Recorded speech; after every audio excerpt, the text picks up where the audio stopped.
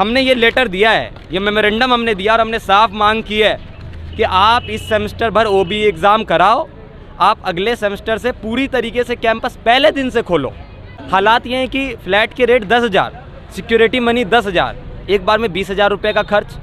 गांव सुदूर देहात से आने वाले बच्चे जिनका बाप किसान है, जिनका बाप मजदूर है, वो एक बार में 20,000 30,000 रुपये अपनी पॉकेट से नहीं निकाल सकते हैं। आज वीसी साहब कैंपस छोड़कर भागे हुए और उन्होंने गरीबों को गरीबों से लड़ाने का काम किया।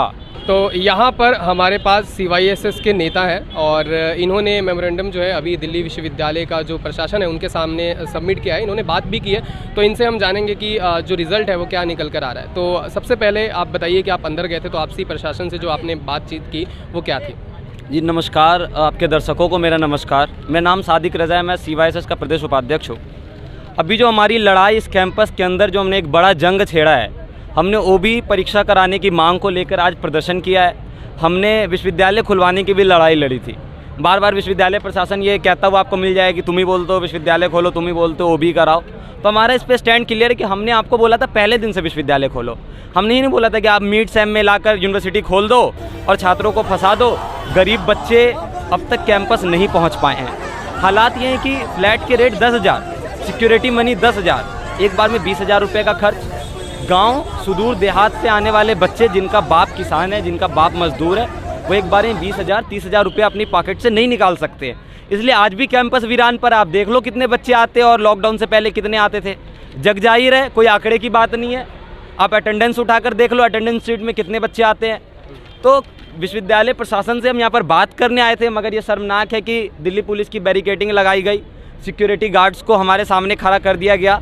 ये अजीब नीति है कि जो दिल्ली पुलिस के जवान हैं वो भी गरीब परिवार से आते हैं, जो सिक्योरिटी गार्ड है वो भी गरीब परिवार से आते हैं और हम जैसे लोग भी गरीब परिवार से आते हैं। आज वीसी साहब कैंपस छोड़कर भागे हुए और उन्होंने गरीबों को गरीबों से लड़ाने का काम किया।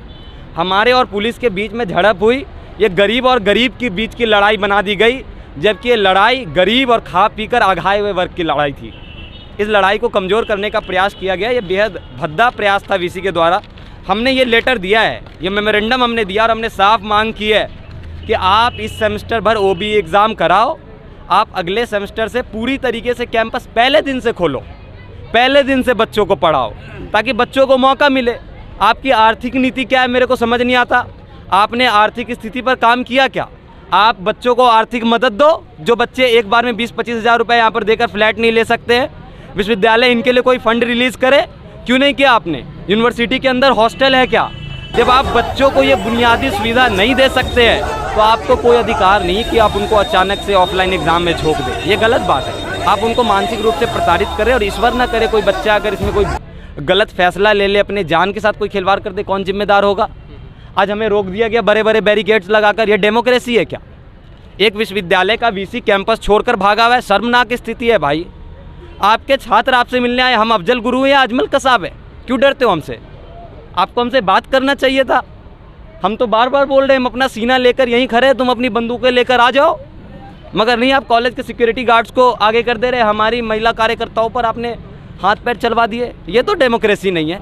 इसलिए शहीद आजम ने अपना जान नहीं दिया था। तो हम भगत सिंह की विचारधारा को मानते, बाबा साहब अम्बेडकर में विश्वास रखते हैं। हम बार बार प्रशासन को चिता रहे, आप हमारे गांधीवादी सत्याग्रह को अंडर एस्टिमेट मत करो। आप अगर हमसे तरीके से नहीं पेश आओगे तो हमें भगत सिंह बनने में समय नहीं लगेगा। ये हमारा चेतावनी है, हमारा अपने स्टूडेंट्स को कमिटमेंट है। CYSS छात्रों के हित के लिए बना और इसके लिए अगर हमें जान भी गंवानी पड़ी, हम पीछे नहीं हटेंगे। अच्छा, ये बताइए, अभी प्रशासन से जो बातचीत हुई उसमें उन्होंने आपके सामने क्या बातें रखी कि क्या ये जो आपकी डिमांड्स है वो मानी जाएंगी? अभी उन्होंने बोला है कि वो आगे अथॉरिटी को फॉरवर्ड करेंगी।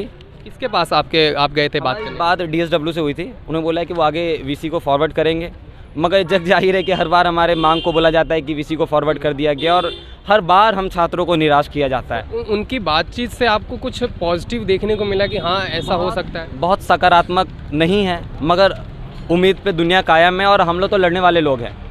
हम यहाँ पर आपके सामने तो घुटने टेकने वैसे भी नहीं आए हैं। हमने तो विश्वविद्यालय को 2 ऑप्शन दिए हैं या तो आप हमारी बात मान लो या हम आपसे अपनी बात मनवा लेंगे। ना का तो कोई सीन ही नहीं है, तो आपने तो हमारी बात माननी होगी। आप हंस के मानो, रो कर मानो। आप हमारे शांतिपूर्ण तरीके को पसंद करते हो, अच्छी बात है। आप नहीं करते हो, हमारे अंदर भगत सिंह जिंदा है और हम इस भारत माँ की मिट्टी में जन्मे हुए लोग हैं और ये डीयू का अलग इतिहास रहा है, इस देश के हर आंदोलनों में हमारा योगदान रहा है। अच्छा, तो अभी आप आगे और प्रोटेस्ट करेंगे अगर आपकी डिमांड नहीं मानी जाती है? आगे हम विश्वविद्यालय को रण क्षेत्र बनाने में कोई कसर नहीं छोड़ेंगे।